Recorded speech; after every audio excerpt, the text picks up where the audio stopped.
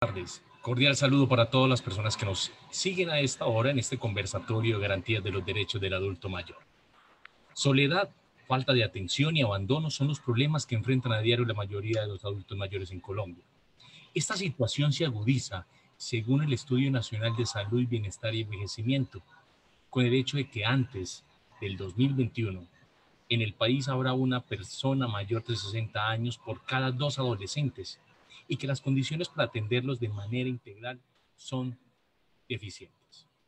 El área de penal de la Personería de Medellín registra un consolidado 60 casos de abandono de personas adultas mayores durante el año 2020, fenómeno que se ha establecido a lo largo de los años como una constante problemática social que radica en la indolencia del núcleo familiar, asociado a las carencias de recursos económicos para satisfacer las necesidades básicas del hogar, que en su ausencia recurren al desalojo de las personas mayores de sus viviendas, al ser considerada un estorbo o un gasto más.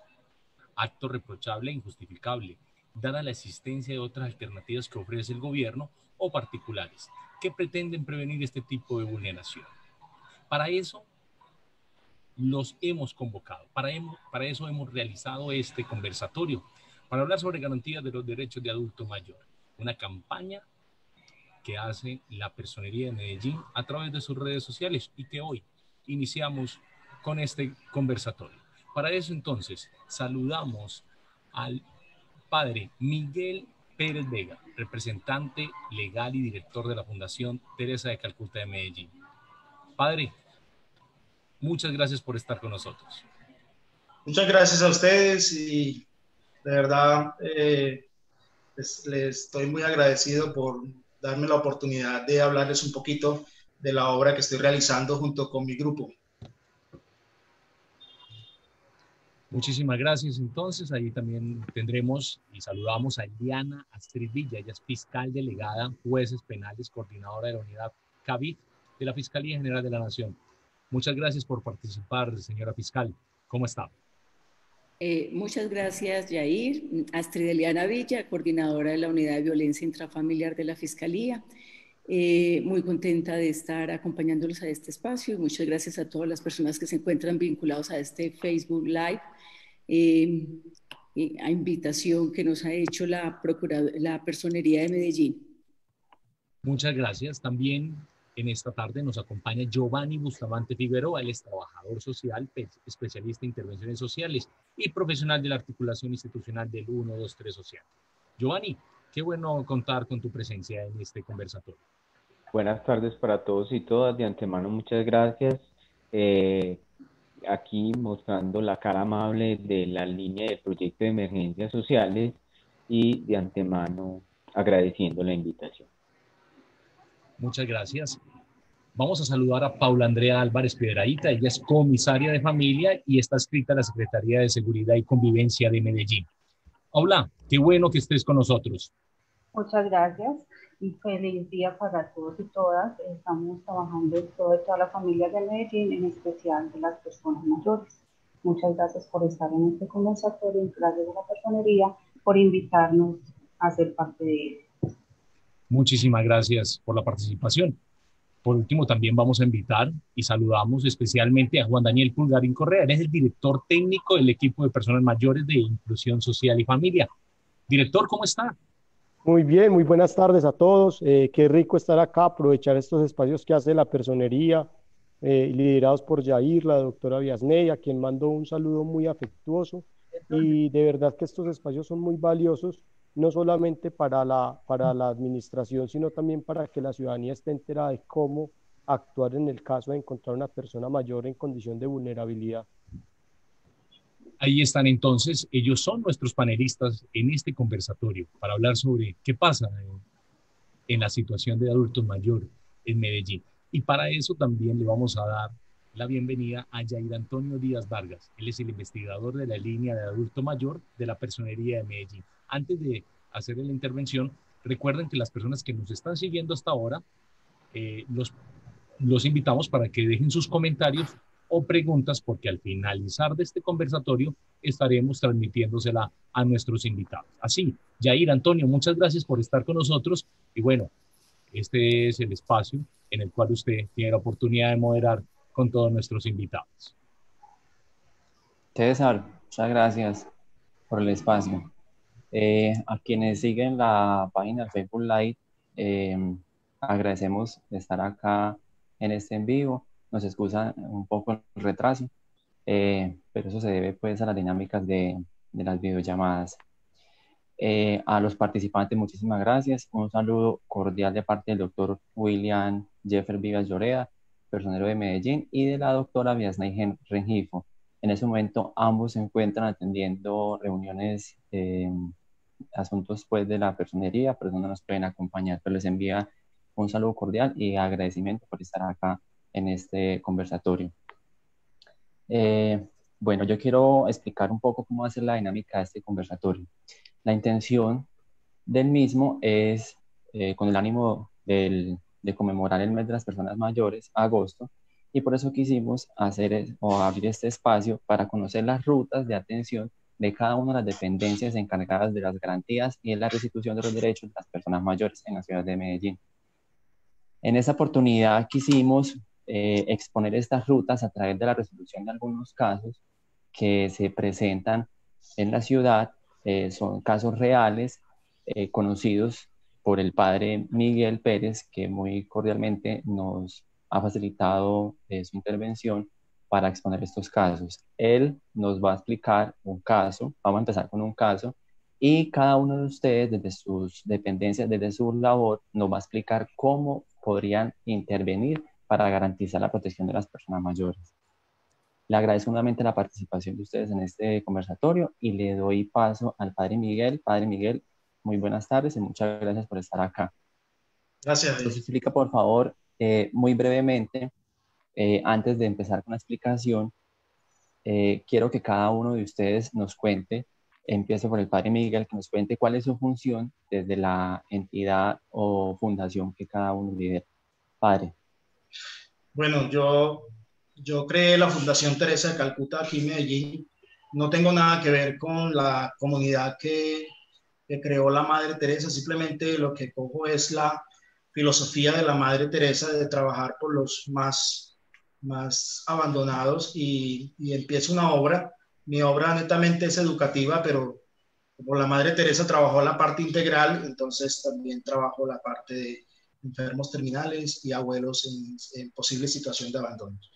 Entonces, acá en Medellín tengo dos casas muy sencillas, en las cuales pago arriendo y en las cuales hace 10 años estoy acogiendo a personas mayores que no puedan pagar. Y en Planeta Rica tengo otra casa que es así en comodato, en la cual también tengo abuelitos de por allá.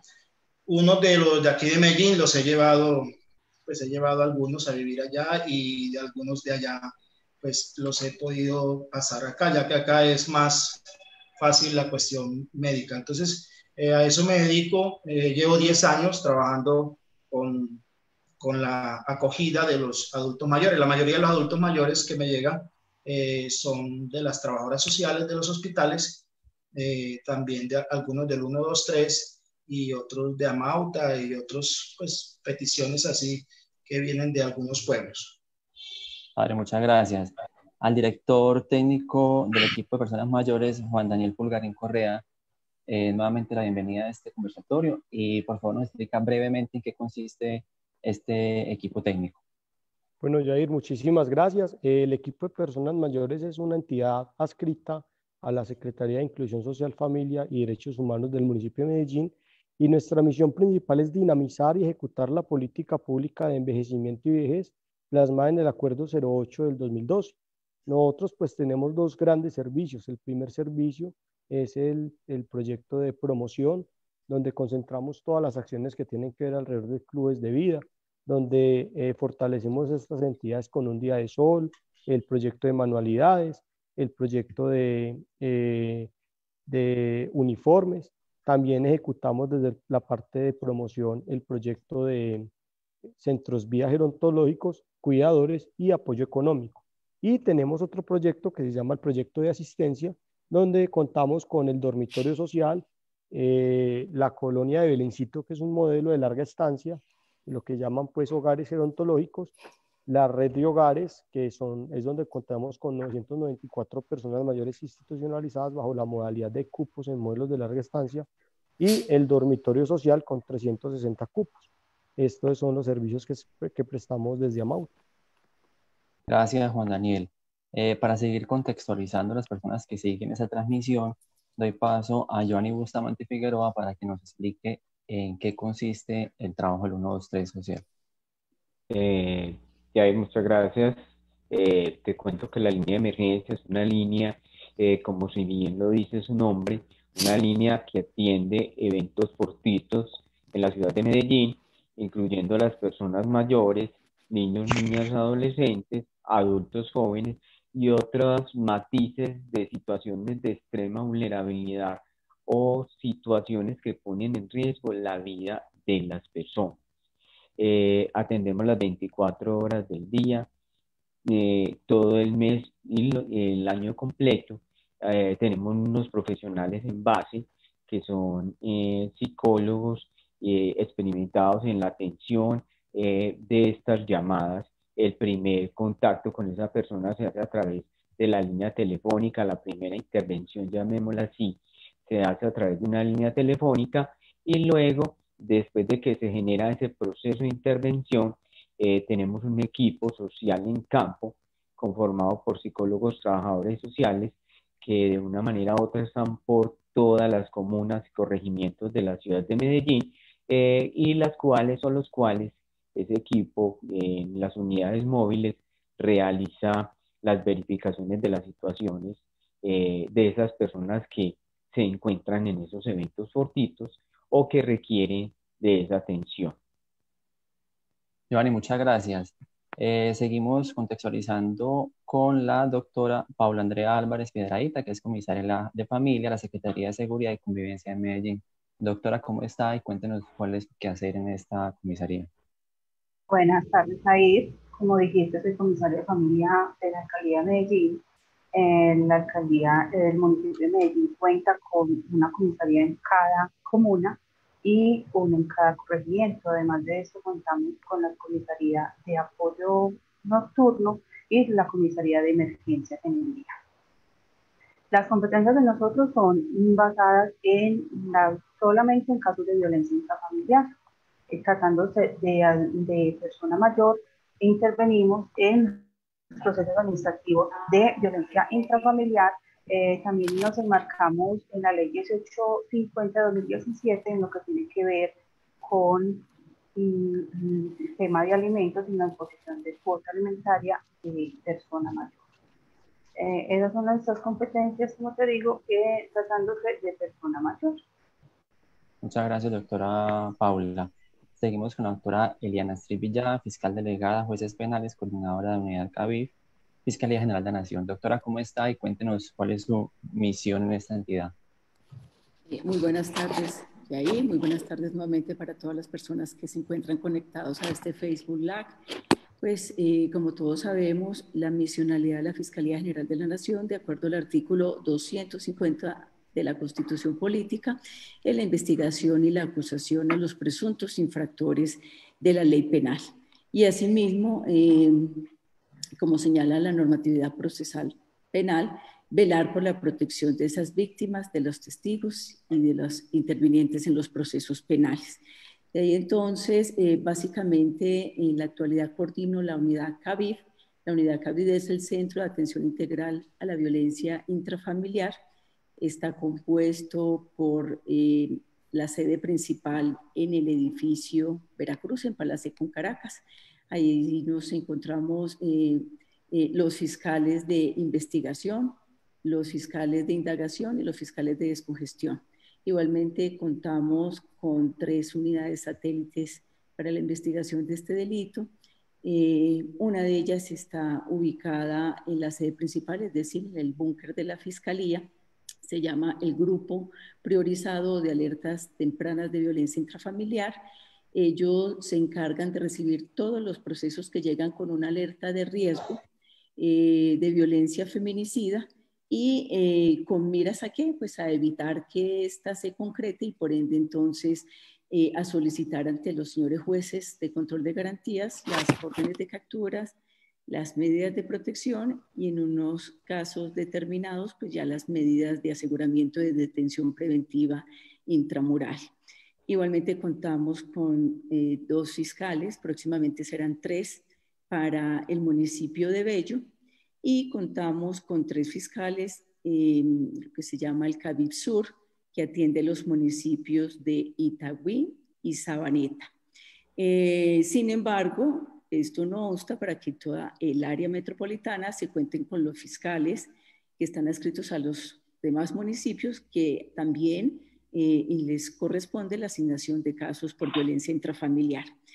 Antes que nada, pues quiero señalar que a pesar de que pues, la unidad que yo coordino únicamente tiene competencia en el delito de violencia intrafamiliar, no podemos olvidar que hay muchos otros delitos en el Código Penal que están establecidos específicamente o tipificados algunas conductas específicamente para esta población de especial y reforzada protección constitucional, como son las personas mayores.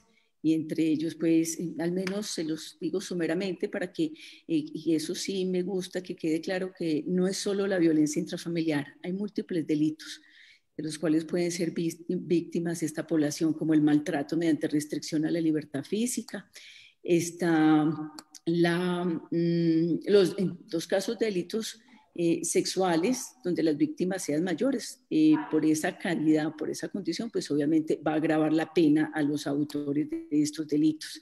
Igualmente, la inasistencia alimentaria está agravada por esta condición, la malversación y dilapidación de bienes familiares, la fraudulenta internación en asilo, clínica o establecimiento similar. Entonces, básicamente, pues, de acuerdo a esta obligación constitucional y legal de la Fiscalía de investigar y acusar a los presuntos infractores, no quiero dejar pasar la oportunidad para agradecer a la Alcaldía de Medellín, la Personería, la Defensoría, la Comisaría, la Policía Nacional, quienes todos obviamente nos articulamos para propender por la garantía y salvaguarda de los derechos de las personas mayores. Gracias. Muchas gracias, doctora, por su intervención. Ahora sí, doy paso al padre Miguel para que iniciemos con este conversatorio para conocer las rutas de atención de las personas adultas mayores cuando sus derechos se encuentran vulnerados a través de la resolución de algunos casos que nos va a contar. Padre Miguel, ahora sí lo escuchamos. Cuéntenos ese primer caso para poder conversar acerca de él. Bueno, voy a empezar contando la mayoría no, el 100% de los adultos mayores que llegan a la fundación tienen que tener unas características para yo poder recibir, y es que estén en situación, aunque no se puede decir abandono hasta que un juez no lo diga, pero yo digo que sí están en situación de abandono porque no hay nadie ahí en ese momento, tiene que tener esa característica para poderlo recibir.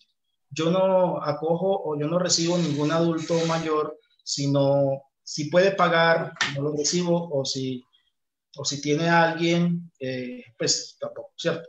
Entonces, la mayoría de los que llegan vienen reportados por las trabajadoras sociales de los hospitales, y ahí es donde yo entro. Cuando ya de pronto en los hospitales ya he visitado algunas entidades, ¿cierto?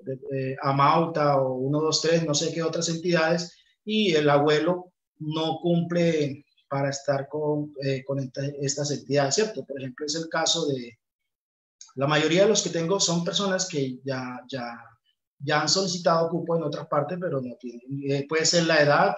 En este momento tengo 2 venezolanos. Tengo una abuela venezolana que la recibí con el hijo. Entonces, me imagino que las entidades del Estado no pueden recibir pues con acompañante, ¿cierto? Pues yo lo hago si tengo el espacio.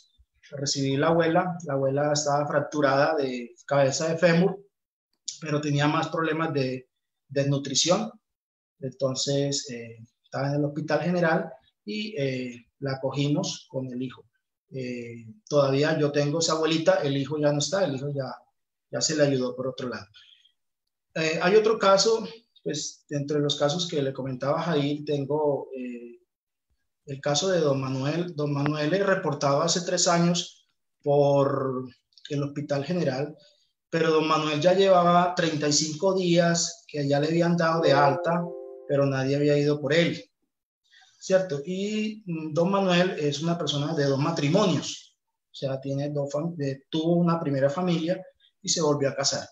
Entonces, es doloroso ver, ¿cierto?, que el abuelo que sale con sonda, pues sale con los problemas de próstata delicados, ninguna de las dos familias, y por tener esa familia, entonces, no cumplen para que las entidades lo tengan. Entonces, ahí donde yo entro, y si tengo espacio, si tengo una cama disponible, y ahí es donde nosotros damos la mano. ¿Qué les ofrecemos acá? Lo más sencillo que se pueda, porque si ningún abuelo paga, entonces no tenemos dinero para tener un grupo administrativo grande, simplemente lo que tenemos son unos cuidadores y un auxiliar de enfermería. Lo demás llega por donación. Le pregunto, de estos, porque es muy interesante este caso, el caso de don Manuel, un señor mayor de 60 años, de 2 matrimonios. Queremos saber si de esos 2 matrimonios tuvo hijos. Sí, claro, sí. ¿Tiene hijos? Sí, ¿cuántos hijos tuvo y dónde se encuentran ellos? Si fuera posible contactarlos. Solamente habla de 2 hijos aquí en Medellín. Se le ha hecho varias encuestas, inclusive ha venido alguien a visitarlo. Sabemos que es familiar, pero dice que no es familiar, que es amigo. Yo no ahondo mucho en esos casos. Yo veo mucho es el abuelo. Yo me ubico en el sentimiento del abuelito que llevas ya muchos días que le dieron de alta y le dice que no, también le dice que no, y dónde están mis hijos, dónde está mi esposa, dónde están mis amigos, dónde está la gente con la que yo, ¿cierto? Ahí es donde el sentimiento es donde lo que me interesa. Entonces no averiguo pasado. De hecho, he tenido abuelos y enfermos, he tenido enfermos terminales de Bellavista. Y no me interesa qué hicieron, sino que puedan terminar acá sus días, ¿cierto? Entonces, así Padre, como don Manuel, vemos una cantidad de abuelos que tienen familia, pero que esa familia en cierta forma perjudica, porque tengo también un abuelo que la hija lo metió a Sura. Entonces, eso es un perjuicio. La hija no ve por él, sino que lo metió a Sura. La hija vive en otro pueblo y le paga la EPS. Entonces, eso lo perjudica a él, me imagino, para el CISBEN y estas cosas. Pero el abuelo está con nosotros hace 3 años. Padre, vamos a hablar un poquito sobre el caso de don Manuel. En el caso de don Manuel, ¿cómo me dice que usted conoció el caso a través de trabajo social del Hospital General? Sí, ese caso me lo mandaron. ¿Y conocemos por qué don Manuel llegó al hospital? Don Manuel llega al hospital por un problema de salud, de próstata, y simplemente lo llevaron y lo dejaron allá, ¿cierto? Se trataron de estar comunicando, pues lo que habla la trabajadora social, comunicando con la familia, y no aparece nadie, y pasaron 15 días y visitó esta entidad, pasaron otros 10 días, pasó otra entidad y así sucesivamente. Cuando nos contactan, pues yo tengo espacio y recibo a don Manuel. Eso hace 3 años, yo aún tengo a don Manuel. Ya. Bueno, le voy a dar paso al compañero Giovanni del 123 Social para que nos cuente cuando presentamos esas situaciones similares, cómo puede intervenir 123 en ese tipo de casos. Bueno, mira, Jair, y con referente al primer caso del padre Manuel, quiero ser muy claro frente a unas situaciones. Cada institucionalidad de las cuales ha mencionado el padre tiene su equipo psicosocial. En este caso, el proceso de acción e intervención en la parte social de la persona, del adulto mayor como tal. Y la idea allí es, 123 Social, ¿qué hace? Si la institución como la del padre, con la cual hemos tenido contacto, nos reporta una situación, es necesario que nosotros, desde el 123 Social, como programa de emergencias, sabemos que el adulto mayor o persona mayor está en una institución. Pero me voy a devolver un poquito frente a la información que el padre nos da. Cuando el padre nos informa que el usuario ingresa remitido por las o los trabajadores sociales de una institución hospitalaria, es necesario ahondar, y eso lo sabemos todos, y todas las trabajadoras sociales de las entidades prestadoras de salud, se contacta a la familia, esa es la ruta de las unidades hospitalarias. La ruta es contactar a la familia si hay negativos o hay situaciones adversas a querer que el proceso se dé. Acá la doctora Paula y la fiscal me ayudan. La idea es que allí ya, cuando la negativa de esa red familiar a atender o de aceptar al usuario dentro de su núcleo familiar, es necesario que se genere ese reporte a la autoridad competente para que allí se genere un proceso de restablecimiento de derechos. Una OSCE social, ¿qué hace? Conoce la situación de ese adulto mayor que está abandonado, entre comillas abandonado porque está dentro de una institución, así sea particular. Hemos trabajado de la mano con el padre Miguel en algunos casos, hemos hecho las verificaciones y después de las verificaciones, ¿qué hacemos? Encontramos, o en ese diagnóstico que se levanta o que se realiza por el psicosocial, remitimos la situación tanto al programa, a la Oficina de Protección al Adulto Mayor a Mauta, como también a la autoridad competente. Hago relevancia en que el tema del señor Manuel, ejemplo que estamos tocando inicialmente, en el cual yo lo considero, por las características, la información que tenemos, que hay un familiar que lo visita, que no da pues, el tipo de parentesco que tiene, que hay hijos que no lo asumen. Para nosotros podría, si la doctora Paula y la fiscal me dicen, una especie de abandono en el cual la familia no quiere hacerse cargo. Entonces, ¿nosotros qué hacemos? Ruta 1, 2, 3. Se verifica la situación del usuario, se levanta el informe o el diagnóstico de la situación, y lo que se hace es ahondamos con trabajo social de la unidad hospitalaria, qué contactos ha tenido, si lo ha tenido, si hay situaciones negativas o adversas de la familia y es renuente. Se hace el informe para Mauta y para la comisaría, o a veces para el CABID, o a veces para la fiscalía en las situaciones de abandono. Muchas gracias, Giovanni. Doctora Paula, cuéntenos cómo podría intervenir la comisaría en este caso, en ese tipo de situaciones. Pues en el caso que nos está tocando el padre es muy complicado. Muy complicado, ¿por qué? Porque, como les digo, las comisarías de familia intervenimos en casos de violencia intrafamiliar, pero en la parte administrativa. Por la parte de violencia intrafamiliar tenemos unas limitantes, y una de esas es el tiempo, que tiene que ser que el hecho suceda dentro de los 30 días antes a instalar la denuncia. Como ya van 3 años y quién sabe desde cuándo lo abandonaron, no hay lugar a tramitar violencia por tipo administrativo. ¿Qué podríamos hacer? De pronto contactar la familia, los hijos si tiene, para llegar a una conciliación en el tema de alimentos solamente. En el tema de alimentos y tratar de que lleguen a un acuerdo, o si no, imponer la cuota alimentaria.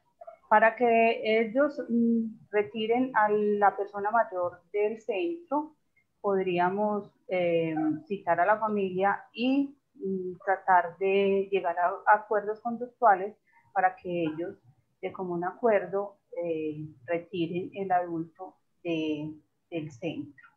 Pero, como les digo, por la parte de violencia intrafamiliar, medida de protección, es casi imposible, porque, como les digo, tenemos la limitante del tiempo. Sí, doctora, muchas gracias.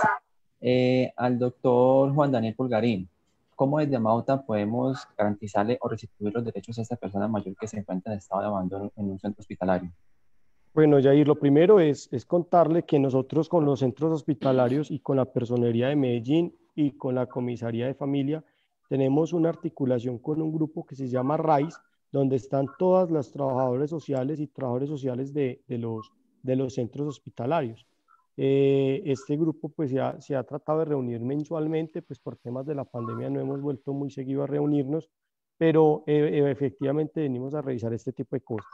Cuando el 123 social recibe la visita, inmediatamente nos la remite al equipo de personas mayores y nosotros lo primero que hacemos al recibir la solicitud es una verificación de información. Los recursos públicos son recursos pues muy limitados y nosotros en el momento tenemos, les voy a contar este panorama que es importante para contarles el caso. Tenemos 250 cupos en la colonia Belencito, 994 cupos en la red de centros de protección y 360 cupos en el dormitorio social. En este momento tenemos una lista de espera al día de hoy de 169 personas para el modelo de larga estancia y para el modelo dormitorio social tenemos una lista de espera de 157 personas. Cuando hablamos de lista de espera son personas que cumplen con los requisitos. ¿Por qué existen los requisitos de nosotros? Que es no tener pensión, no contar con red de apoyo primaria, que este puede ser el caso del señor Manuel, y no tener condenas vigentes y no estar afiliado en una EPS de régimen contributivo. Estos requisitos existen porque nosotros tenemos que garantizar como Estado que estos cupos los vamos a asignar a las personas mayores que realmente no tienen ninguna otra opción, si no es la institucionalización. ¿En aras de qué? En aras de tener una mirada de equidad, en aras de que el Estado les llegue realmente a quien especialmente más necesita, porque un cupo de estos es sumamente costoso para el Estado. Un cupo de estos le puede costar entre 1.800.000 y 2.300.000 al municipio de Medellín, en este caso, de forma mensual. Entonces, ahí es donde también tenemos nosotros que empezar a mirar desde el equipo de personas mayores. Nosotros superamos el riesgo y Giovanni, desde el 123 social, mitiga el riesgo inmediato. Por eso no todas las personas mayores que atiende Giovanni son remitidas a Mauta. Eso vale la pena aclarar. Ahora bien, luego venga por el 123, venga por donde venga a Mauta, vuelve a visitar a esa persona mayor, entonces realizamos una visita domiciliaria y en este caso realizamos una visita hospitalaria y cuando comenzamos a indagar el tema de las redes de apoyo, en caso tal de que detectemos que existe alguna red de apoyo primaria con capacidad en medio de la entrevista, pues inmediatamente remitimos el caso. Si no se ha remitido por el área del 123 social, desde el comité técnico lo remitimos o a la comisaría de familia, con quien hemos tenido un trabajo articulado, o a la Fiscalía General de la Nación por la presunta comisión de un delito, porque es que la ley 1850 dice que el abandono se configura como un delito penal. Y al configurarse como un delito penal, los servidores públicos estamos en la obligación, en el marco del artículo 67 del Código Penal, de dar a conocer la comisión de un posible delito. Nosotros no podemos quedarnos callados cuando estamos en presencia de un posible delito. Entonces remitimos el caso inmediatamente a la Fiscalía General de la Nación por el presunto delito de abandono para que ellos ya comiencen la investigación penal. Luego, pues el caso tal de que el señor aplica, revisamos en un comité de biopsicosocial donde inclusive contamos con presencia del 123 social, contamos con un grupo interdisciplinario que estudia caso por caso el resultado de esa visita y posteriormente asignamos el cupo en caso tal de que aplique. Si no aplica, pues se le informa a la persona mayor que no aplica, pero se le busca pues otras alternativas de servicio, como en caso tal hemos encontrado que la persona mayor pide institucionalización, pero lo que requiere puede ser un servicio de centro de vida gerontológico, o lo que requiere sea un proceso para ingresarlo a un tema de apoyo económico. Entonces inmediatamente lo hacemos y pues lo derivamos para otro servicio en caso tal de que requiera por un presunto, como les decía ahora, delito de violencia intrafamiliar, o lo remitimos a Fiscalía por un presunto delito de abandono.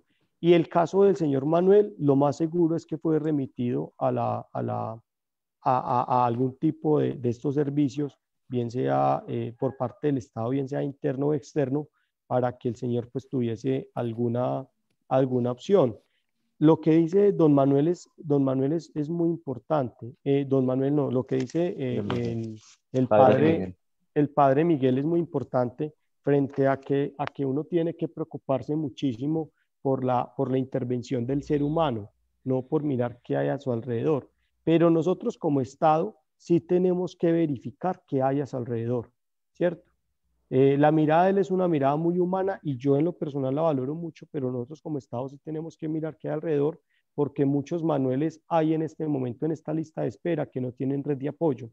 Y el señor, pues si uno puede de pronto indagar un poquito más, encuentra que posiblemente si hay unos hijos que tienen alguna capacidad económica. Por eso el enfoque de esta administración en este año y en estos 4 años va a ser mucho el tema de la solidaridad generacional.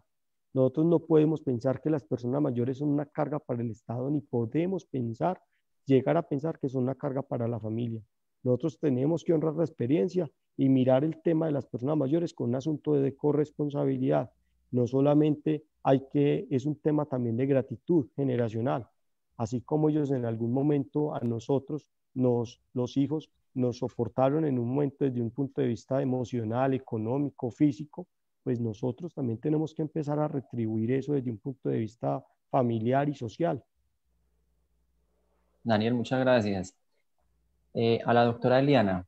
Doctora, conocemos este caso, un señor que viene de 2 matrimonios, tiene hijos. ¿Es competencia de la Fiscalía asumir ese tipo de casos por presunto abandono? ¿Y qué pasaría en la situación en la que el padre no pudiera atender a este hombre en la ciudad de Medellín, cuando sabemos que de pronto no cumple con los requisitos para que desde Amauta se le pueda brindar esa protección? Jair, efectivamente, quisiera empezar aclarando que Sí. el delito que fue adicionado por la Ley 1850 de 2017, en su artículo 5º, que lo denominó maltrato por descuido, negligencia o abandono en persona mayor de 60 años, es un delito investigable de oficio, al igual que la violencia intrafamiliar. Esto quiere decir que cualquier persona puede noticiar ese hecho a la Fiscalía para que se inicie el trámite de una investigación penal. Mucho más, y como lo decía Daniel, los servidores públicos que en medio de nuestro quehacer misional nos percatamos o enteramos de estos hechos que constituyen un delito, de acuerdo, pues como lo señalamos en ese artículo 67 del Código de Procedimiento Penal. Eso por primera parte. En segundo lugar, no es que antes no existiera el delito de abandono. No, el delito de abandono existía y estaba tipificado en el artículo 127, aún está, del Código Penal. Y lo nominaba como el abandono de menores y personas desvalidas. Esta ley 1850 ya lo concretó a que la víctima fuera esa persona mayor de 60 años. De 60 años o más. Según la exposición de motivos que se hizo en la Cámara de Representantes, de donde salió este proyecto de ley que después se convirtió en la ley 1850, se creó el tipo penal, dado que se estaban presentando muchos casos de personas mayores que eran abandonados o que eran cuidados de manera negligente, y que obviamente son personas que por sus condiciones físicas, económicas, emocionales, psicológicas, quedan en una total situación de dependencia de otra y rápidamente puede llegar a una enfermedad complicada o incluso hasta la muerte. ¿Qué nos dice ese artículo? Ese artículo 229A. Ese artículo 229A describe esta conducta punible como la persona que someta a condición de abandono o descuido a ese otro que va a ser el sujeto pasivo, que tenga, esa persona que tenga 60 años de edad o más y le genere con ese abandono y con ese descuido afectación en sus necesidades de higiene, vestuario, alimentación y salud. O sea que en este caso, quien cometa el delito puede ser tanto una persona natural como una institución que presta el cuidado de esos adultos mayores. Y sobre todo con el tema de la familia, se protege no solo ese vínculo familiar, sino ese cumplimiento de esos deberes de solidaridad que emanan de esas relaciones familiares. Este delito conlleva una pena de 4 a 8 años de prisión más una multa. Y en tratándose de instituciones prestadoras del cuidado de estas personas mayores, también le van a otras sanciones, la cancelación de ese permiso de funcionamiento más la multa. De ahí entonces que queda claro pues que esta conducta punible es de competencia de la Fiscalía. Puede denunciarlo cualquier persona que tenga conocimiento de un hecho de estos. La prescripción sería el máximo de la pena, o sea, sería 8 años. Incluso en el caso actual que señaló el padre, se podría denunciar porque no ha prescrito ese tiempo, ese término con que cuenta la Fiscalía para adelantar una investigación penal. Frente a la segunda pregunta, Jair, ¿qué haces de que si Amauta no tiene forma o diferentes sectores, organizaciones sociales para la protección del menor? Pues le quiero decir que la Fiscalía, entre su misionalidad, no cuenta con esas acciones de protección. Por eso nosotros, cuando inicia una investigación penal, lo que hacemos es activar esas rutas de atención y protección. ¿A quiénes? A la Comisaría de Familia, a Amauta, al 123 Social, porque la Fiscalía, como lo señalé al inicio de mi intervención, pues se encarga de investigación y acusación de los presuntos infractores de la ley penal. Eso no obsta a que si tenemos que ir ante un juez de control de garantías a solicitar una de las medidas que consagra la ley 1257 de 2008 y se dan los requisitos, los fiscales lo hacen. Pero normalmente esas funciones o esas medidas de protección que también nos da o nos brinda un juez de control de garantías en medio de los procesos penales, pues diríamos en términos jurídicos, el juez natural de esas medidas son las comisarías de familia. De ahí entonces pues que la Fiscalía a motu propio no puede imponer una medida de protección, es a través de una comisaría de familia o de un juez de control de garantías. Doctora, muchas gracias. Para terminar con este caso, hago una pregunta a la doctora Paula y a Juan Daniel. Mientras se resuelve este proceso judicial para determinar si se cometió el delito de abandono o no por parte de los familiares al señor Manuel, ¿qué pasa con esta persona mayor? ¿Cómo se le restituyen esos derechos mientras se resuelve esa situación judicial?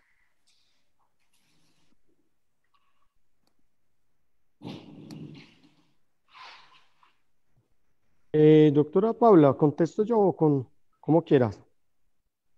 Pues no, yo contesto primero, Daniel. Dale.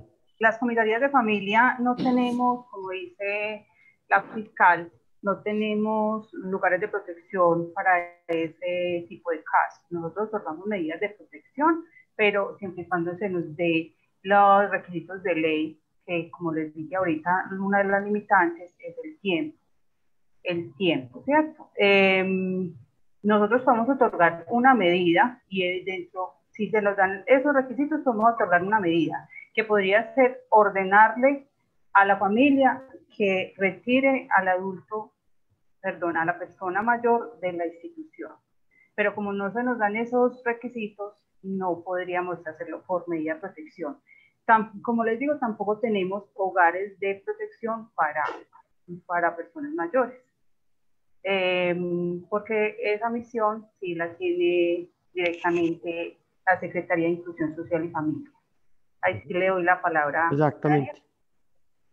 Muchas gracias. Listo, muchas gracias, doctora Paula. Yair, como te venía contando, como les contaba ahorita, nosotros como equipo de personas mayores, la Secretaría, dentro de todos los equipos está el equipo de la UPCE, que es el que en este momento está representando el compañero Giovanni.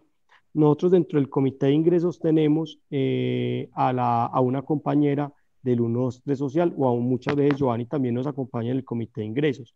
Amauta no presta servicios transitorios, Amauta presta servicios no temporales, sino que Amauta presta servicios ya para superar el riesgo, por decirlo así.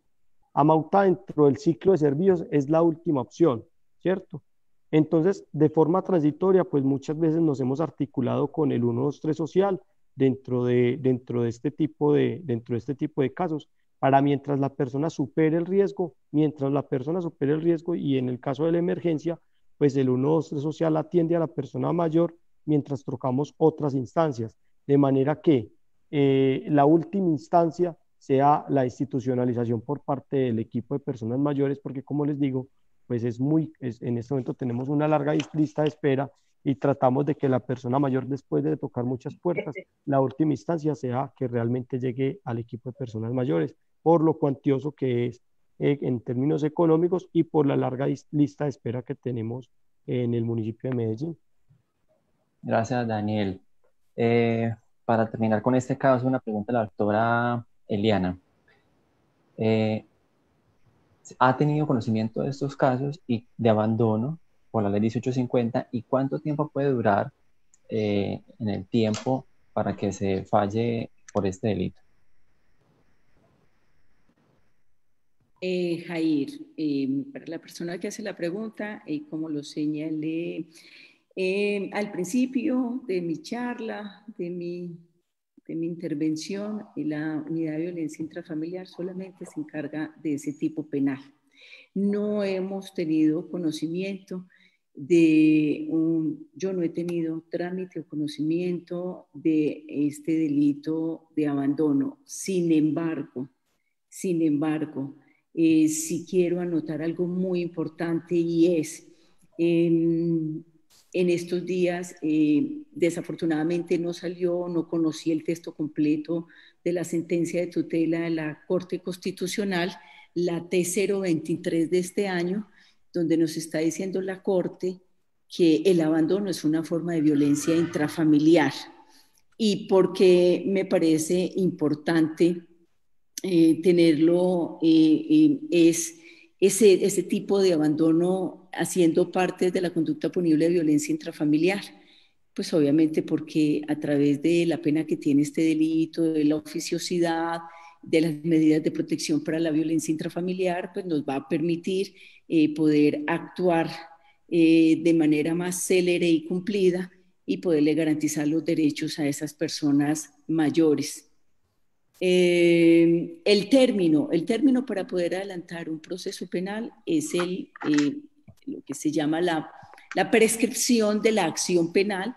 Nos señala la normatividad que es corresponde a la pena máxima que está señalada en la ley. Por ejemplo, para el artículo 229A, que es el maltrato por descuido, negligencia o abandono en persona mayor de 60 años, tiene una pena de 4 a 8 años. O sea que yo tendría hasta 8 años, antes de los 8 años, para poder denunciar este hecho punible y que la Fiscalía pueda adelantar su trámite. Para un caso de violencia intrafamiliar, como las personas mayores están incluidas dentro de las causales que agravan el delito, que se consagra en el artículo 229, es decir, el delito 229 dice el que maltrate física o psicológicamente a cualquier miembro del núcleo familiar, pero incurrirá en una pena de 4 a 8 años. Pero si esa conducta punible, ese hecho se comete en contra de un niño, niña, adolescente, se comete en contra de una mujer o se comete en contra de una persona con 60 años o más, entonces la pena se va a aumentar de la tercera parte a la mitad. Eso implica que quede una pena entre 6 a 14 años, o sea, tendríamos 14 años para que llegue a conocimiento de la Fiscalía esa noticia criminal. ¿Cuánto se demora un proceso penal? El tema de cuánto se demora un proceso penal es difícil de señalarlo. Sin embargo, con la ley 1959 del año pasado, la violencia intrafamiliar pasó a regirse por el procedimiento abreviado, o sea que acortó las diferentes audiencias que se realizan en el trámite de un proceso penal. Si una persona es capturada en flagrancia, inmediatamente dentro de las 36 horas se tiene que llevar ante un juez de control de garantía, legalizarle su captura, trasladarle el escrito de acusación o imputarle en el caso de los delitos que no se adelanten bajo el procedimiento abreviado. Y si es en procedimiento abreviado como la violencia intrafamiliar, ya inmediatamente se le está dando el traslado del escrito y el juez tiene 60 días para citar a la primera audiencia. Es una audiencia que se llama audiencia concentrada, donde se concentraron o se hacen de manera simultánea lo que antes se hacía en 2 audiencias, la de acusación y la preparatoria. Después de esa audiencia concentrada ya se fija fecha para audiencia de juicio oral, o sea, relativamente corto. Sin embargo, pues mientras se allegan los medios materiales con vocación probatoria, es que se nos alarga algo el trámite para poder contar con aquellos que nos permitan que ese sea un caso con éxito o pues, que se pueda demostrar ante un juez. Nuestra teoría del caso que es siempre demostrar que la persona denunciada cometió ese delito, que es responsable del mismo. Entonces, pues como en ese tema de cuánto dura un proceso penal, depende si fue una captura en flagrancia, si no es captura en flagrancia, si hay facilidad para llegar a los medios de conocimiento o si es más difícil al llegarlos. Pero una vez que se hagan los traslados de escrito de acusación o que se formule la imputación, es un caso pues que ya ante los señores jueces de conocimiento, pues ya avanza dentro de unos términos que están establecidos en la normatividad penal y procesal penal. Doctora Liana, muchísimas gracias por aclararnos esa pregunta. Se generan pues más inquietudes frente al caso, pero queremos avanzar y conocer otra situación que el padre nos pueda exponer. Padre Miguel, cuéntenos qué otra situación usted nos pueda contar en la tarde de hoy. Bueno, hay tantas, pero yo quiero que me crea como dudas, pero entonces tratemos el caso de los abuelos o de las personas mayores.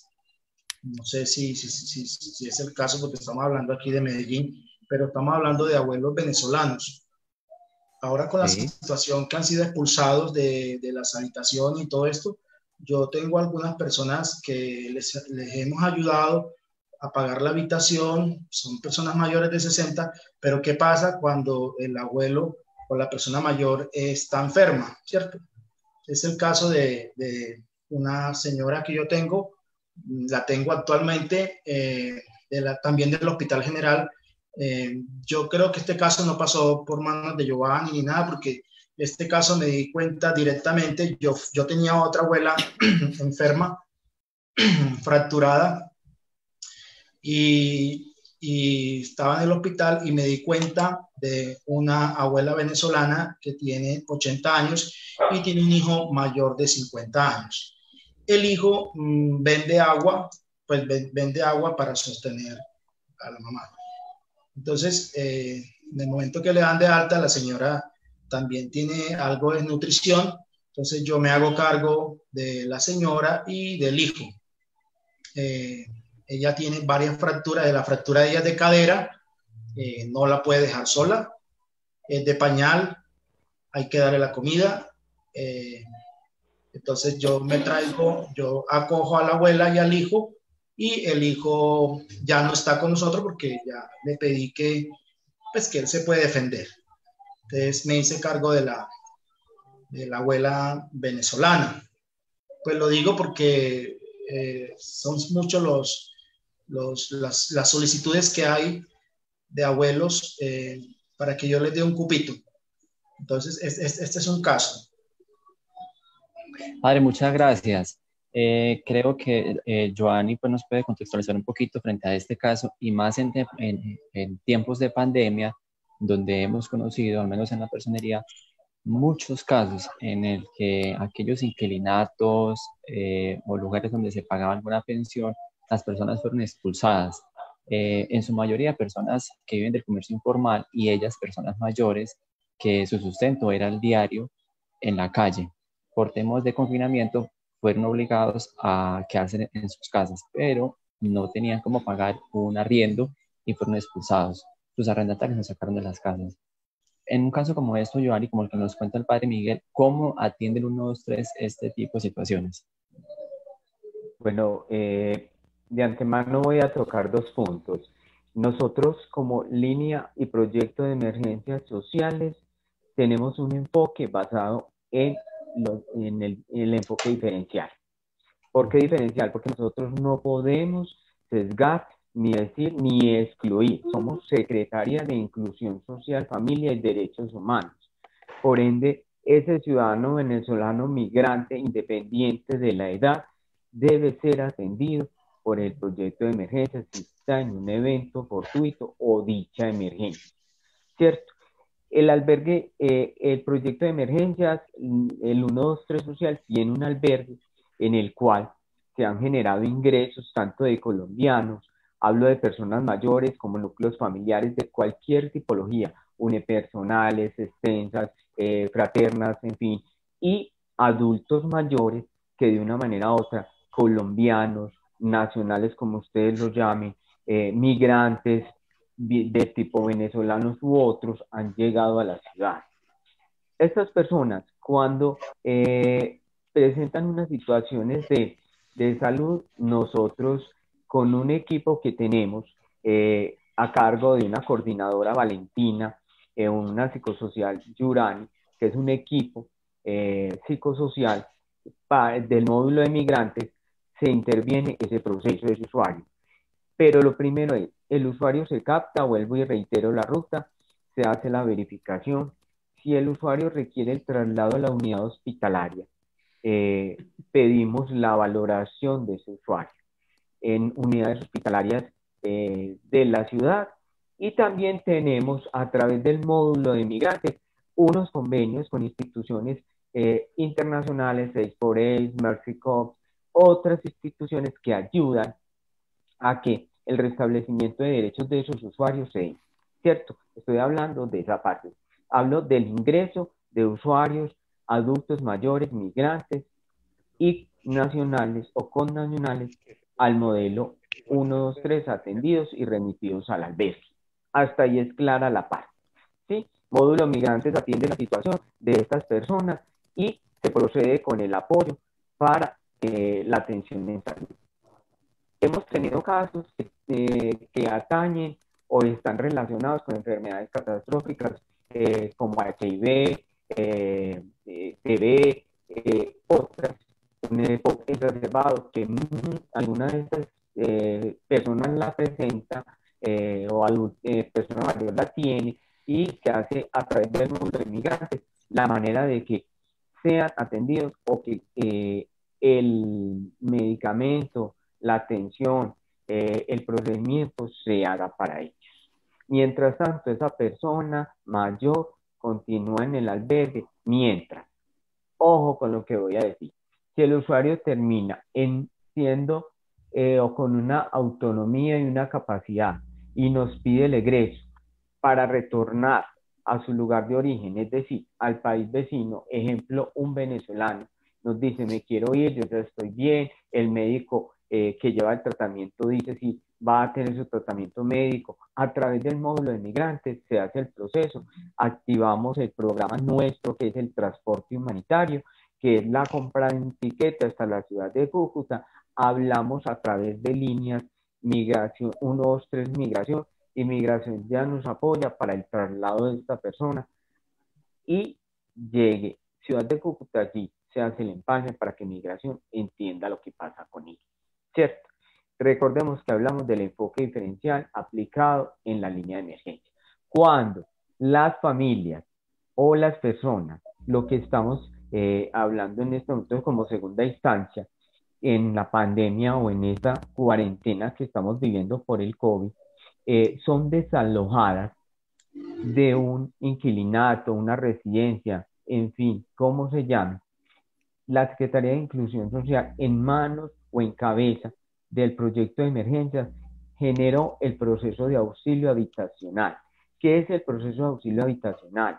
El proceso de auxilio habitacional es un equipo interdisciplinario de la mano del 123 que verifica, evalúa las condiciones de ese grupo familiar, independiente de que sean personas jóvenes o adultos, y son, después de una valoración, si esas familias, ese adulto mayor, requiere de un ingreso al albergue o a un modelo hotel para preservar el cuidado, su dignidad, su salud, su medio, y no ser víctima de o estar en riesgo en calle, lo hacemos. Pero aquí hay unas condiciones que cada vez que ustedes nos reporten la situación, nosotros vamos a mirar. No podríamos ingresar a un usuario totalmente dependiente a un programa auxilio habitacional, es decir, hotel, porque no tenemos en los hoteles contratados personas para el cuidado. Son autónomos e independientes.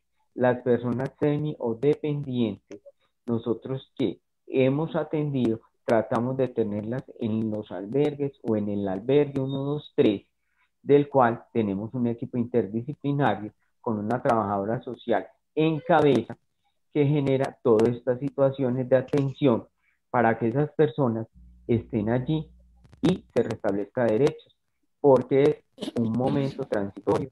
Como lo decía ya Daniel, Amauta atiende procesos de larga distancia, nosotros de emergencia o situaciones que se presentan en el momento en la ciudad. Gracias, Giovanni.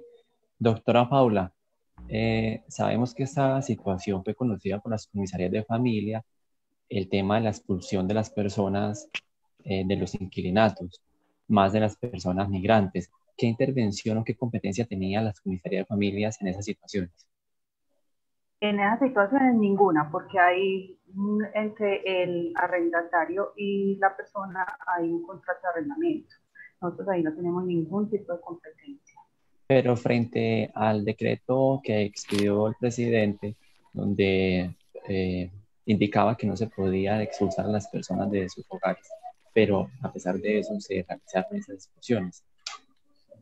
Frente a eso, Jair, no tenemos competencia porque, como te digo, nosotros trabajamos en el marco de la violencia intrafamiliar y dentro de un núcleo familiar que está definido por la ley. El arrendador no es una parte del núcleo familiar.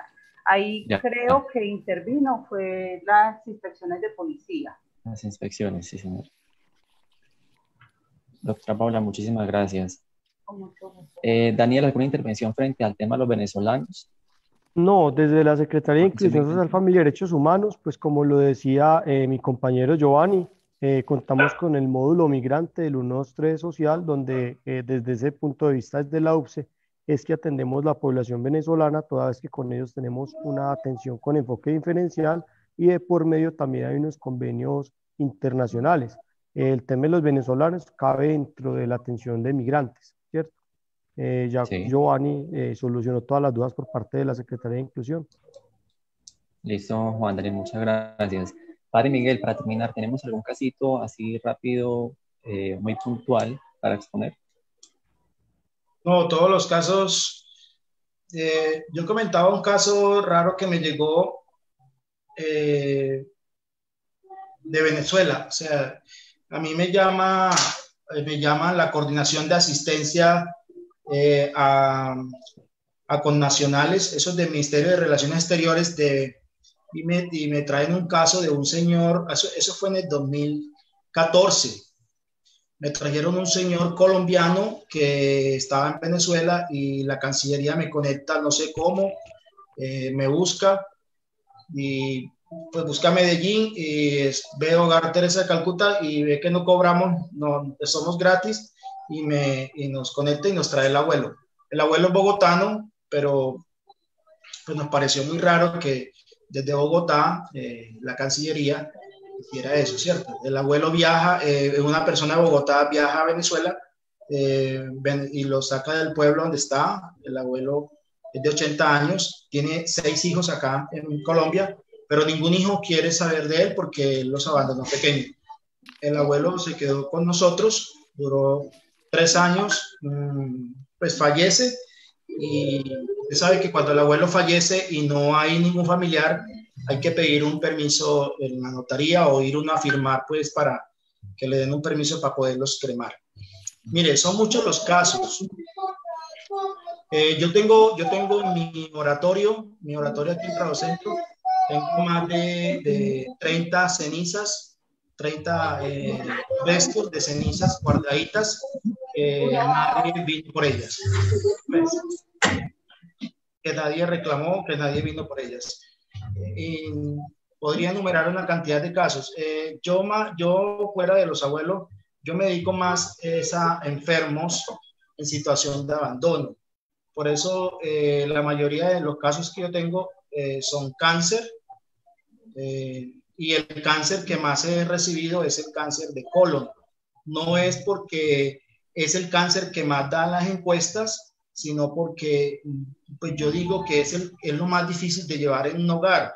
Un cáncer de colon, la colostomía, la bolsa, eso no lo hace, pues es muy difícil tener un enfermo con colostomía en estrato 0, estrato 1, donde no hay agua, no hay alimentación. Yo pienso que por eso están abandonando a esta persona enferma de cáncer. Esos han sido los cánceres que más hemos recibido acá de personas y fallecen acá como nosotros. Por eso les comento, o sea, la idea es cómo Medellín, ¿cierto? Logramos superar ese abandono. Yo me cuestiono a veces cómo se crea una organización tan fácil, una fundación para cuidar los perritos, que es muy buena, una fundación para cuidar los árboles, es espectacular, y esas fundaciones florecen tan rápido. Yo llevo 10 años en esto, yo sigo pagando arriendo en estas casas. O sea, el amor por los abuelos, pues de abandono no es mucho. Yo sostengo estos hogares porque yo tengo obras con niños, pero muchos benefactores ni siquiera quieren venir a un hogar de abuelos. O sea, yo a veces pienso que estas obras que nosotros hacemos con los abuelos que no pueden pagar son obras huérfanas, en el sentido de que la gente falta un poquito más de sensibilidad por estas personas. Entonces son muchos los casos que podríamos contar, pero sí me sigue cuestionando que se toque todavía la puerta y que yo diga, no tengo cupo, porque de verdad las casas mías son casas arrendadas y son de 10 pacientes no más. Pero qué bueno uno poder tener más espacios. Eso me parece a mí doloroso, que haya personas que crean organizaciones con otro estilo de lo que decíamos de los perritos y de cuidar los gatos. Eso está muy bien, los felicito, pero miren esta otra situación, ¿cierto? Pero también hay algo muy positivo y hay mucha gente que quiere ayudar. La fortaleza mía son personas voluntarias, y no estamos hablando de voluntarios de personas de dinero. Son personas muy sencillas que te regalan un día de servicio para cuidar a los abuelos, que te regalan una silla de ruedas, que te regalan un paquete de pañal. Hay gente que dice, yo no puedo ir a poner un pañal allá, pero yo sí le puedo dar un paquete de pañal. Entonces, en eso tenemos nosotros que aprovechar que hay algunas personas que empiezan a trabajar en voluntariado, pero ya lo que es para sostener un hogar es muy difícil. Es muy difícil. Pues, la filosofía que yo tengo es no cobrar. Todo el que llegue aquí tiene que ser que no pueda pagar. Padre, muchas gracias. Para ir dándole cierre a la actividad, tenemos pues muchos casos por cantar, muchas situaciones, y esas situaciones como son tan particulares, se resuelven de diferente manera. Vamos a darle paso al compañero César, que nos va a contar, tiene unas preguntas para hacernos de aquellas personas que han participado de este conversatorio, y al final ya unas intervenciones de parte de cada uno de ustedes. Así es, muchísimas gracias, Yair, y pues a todos nuestros ponentes, agradecerles mucho. Hay personas que se están conectando de Palmira Valle, de Caucasia, de Pasto. Agradecerle también pues que este conversatorio no solamente es para nuestros seguidores en la capital antioqueña, sino también a nivel nacional. Y nos hace una pregunta Lisbeidi Cañas. Buenas tardes. En el primer lugar, agradezco mucho este espacio con el que se generan muchas expectativas.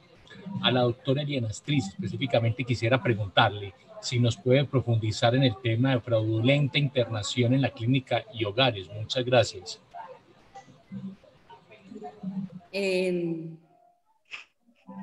Sí.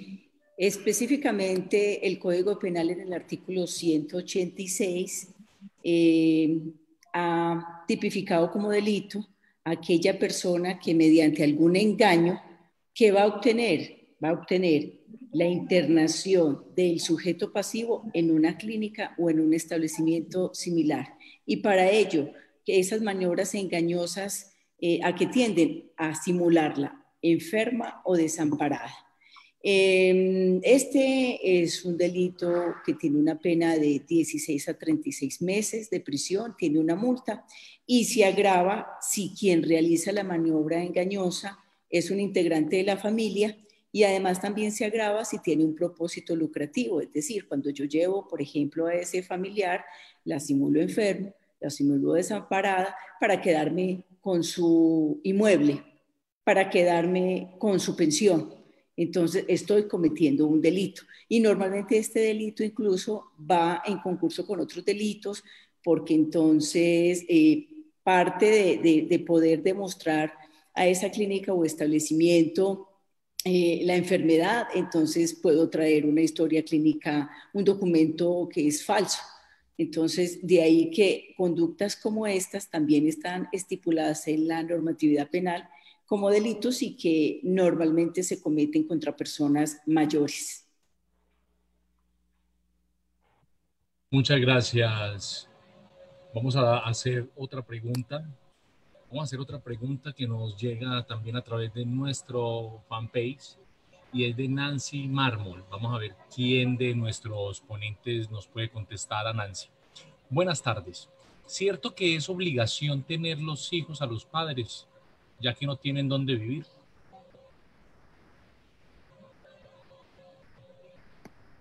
¿Alguien que nos responda?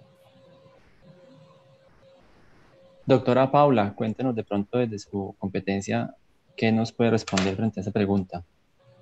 Según la legislación colombiana, es obligación de los hijos brindar apoyo a los padres en todo momento, siempre y cuando el padre no tenga la capacidad económica de sostenerse. Muchas gracias. Tenemos más preguntas. Perdóneme. César, sí, efectivamente. la doctora Liana. Doctora Liana, cuéntenos. Sí, no, efectivamente, como dijo la señora comisaria, la normatividad de alimentos, lo que tiene que ver con alimentos, no solo son del padre hacia hijos, sino también de los hijos hacia los ascendientes, ¿cierto?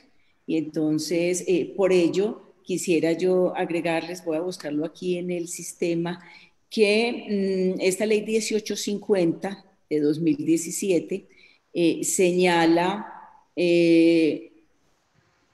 unas obligaciones económicas derivadas de la prestación de la asistencia profesional y alimentaria, es decir, cuando el Estado provee esos servicios que impliquen la asistencia alimentaria a las personas mayores que han sido objeto de abandono, de violencia intrafamiliar, de descuido.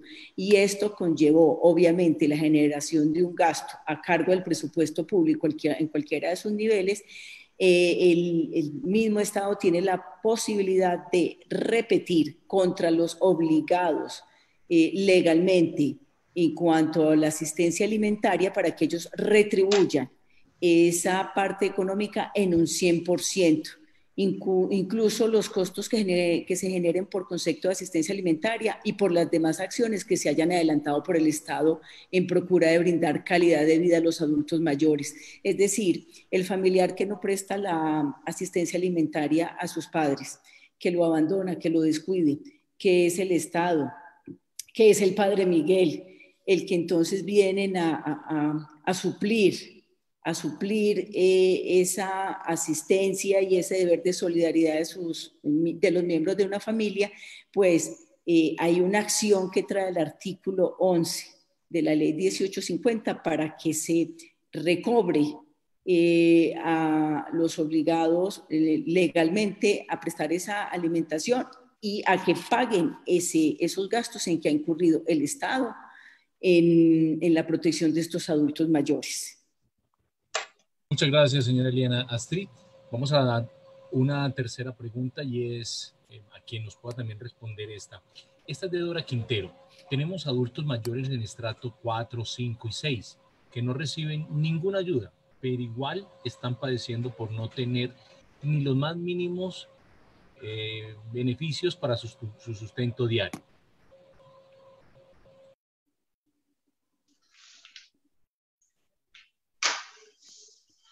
Alguien que nos responda de nuestros ponentes esa.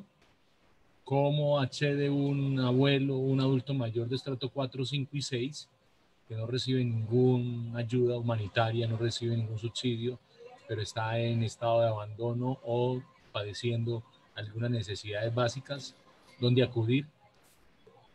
César, la pregunta va casi encaminada a que la responda el director de Mount Daniel, pero en el momento se le cayó la red y estamos esperando a que se vuelva a conectar. Si quiere, seguimos con la siguiente pregunta mientras él ingresa.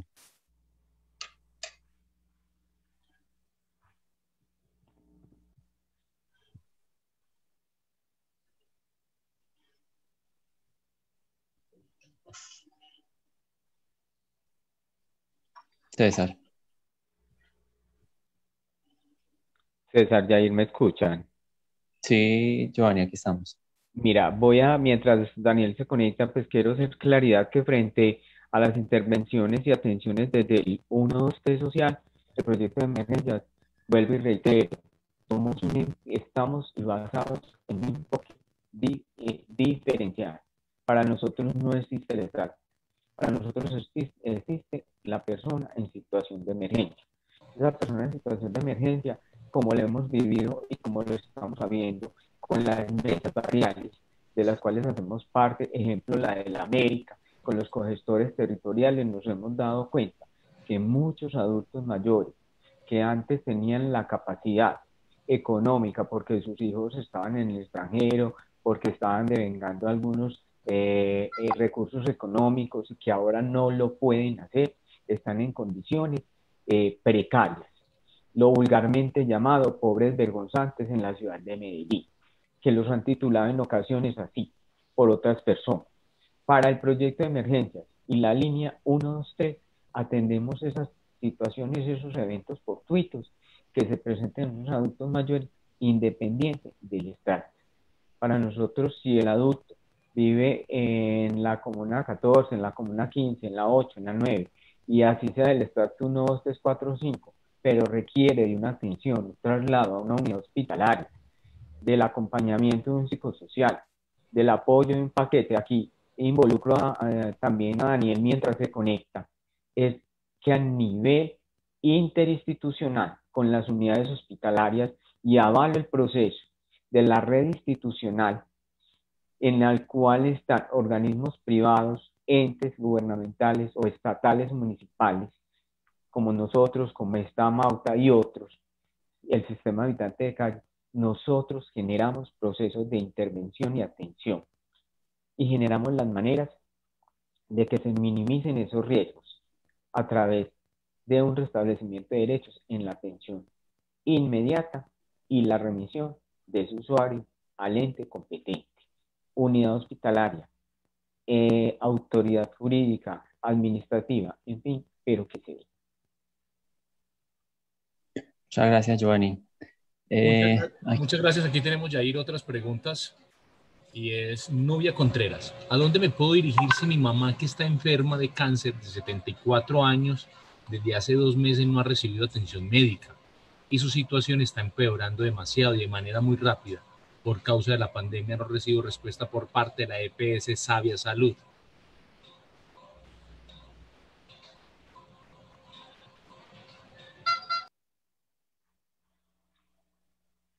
¿Quién nos responde esta pregunta para darle respuesta a la señora Nubia? ¿Qué ruta de atención le podemos brindar? César, por favor, nos repite la pregunta, tan amable. Claro que sí. ¿A dónde me puedo dirigir si mi mamá, que está enferma de cáncer de 74 años, desde hace 2 meses no ha recibido atención médica y su situación está empeorando demasiado y de manera muy rápida? Por causa de la pandemia no recibo respuesta por parte de la EPS Sabia Salud. Eso es una César. tutela. Debe hacer una tutela la señora. Sí, muchas gracias, doctora Leana. En este caso, ella se puede acercar a la Personería de Medellín. Si está en la ciudad de Medellín, ella puede acudir a cualquiera de las sedes. Pero en este momento, por contingencia, estamos trabajando solamente en la Casa de Justicia del Bosque, desde la Unidad Permanente de Derechos Humanos, que funciona 24 horas. Ella puede ir hasta allí para que uno de nuestros abogados le revise el caso detalladamente para poder saber qué se debe hacer. De entrada, o una respuesta muy, muy rápida sería una tutela, como dice la doctora Eliana, porque se le están vulnerando sus derechos desde ya todo este tiempo que lleva esperando a que se le realice ese procedimiento. Entonces, la sugerencia es que se acerque a la personería para que le puedan realmente verificar su situación y el estado de ella con un enlace de la EPS a la que se encuentra afiliada. Y así puede determinar qué acción se puede tomar. Ok, muchas gracias. Tenemos otra pregunta, ya vamos a ir terminando también, y es de Margarita Vargas Bautista. ¿Quién responde por un adulto mayor cuando solo tienen sobrinos y no residen en la misma población? Viven bien retirados. Bueno, en este caso tendrían que responder los mismos sobrinos porque son el único grado de consanguinidad que tiene en el momento. Tendría que citar esa persona mayor a los sobrinos a una audiencia de conciliación para que les suministre alimentos, y de no ser posible la conciliación, tendría el comisario que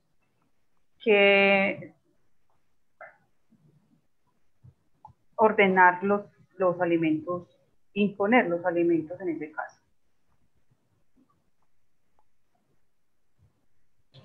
¿Hay otra persona, hay otro ponente que quiera hablar sobre este tema?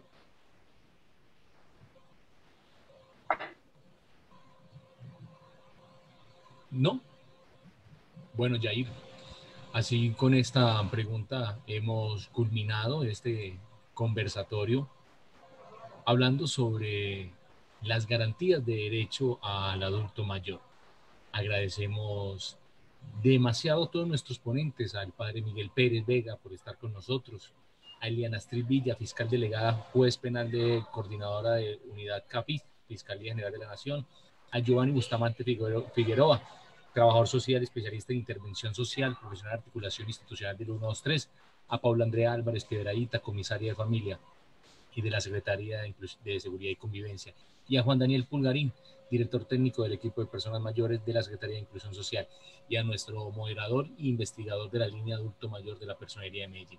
Les agradecemos a todos por estar ¿Puedo ahí. decir la ruta? Claro que sí. Qué pena, ¿me excusan? Claro, claro.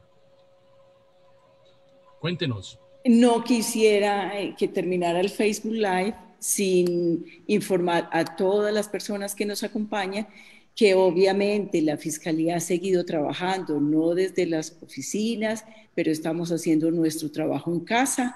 Se están recibiendo las denuncias a través del centro de contacto, que es desde un teléfono celular, el número 122. Este centro de contacto funciona los 7 días de la semana, 24 horas.